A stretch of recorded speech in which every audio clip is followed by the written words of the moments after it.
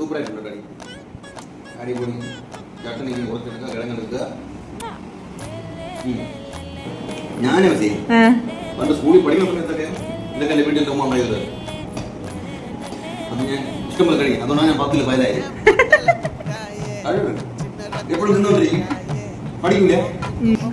മാർക്കത്ര വേണ്ട വേണ്ട 4, 5 അതൊന്നും പറയണ്ട. അല്ലല്ല, അന്ന് അങ്ങനെ തന്നെ. അന്നൊക്കെ ഈ 10ന് 20 മാർക്ക് എടുത്താൽ മതി.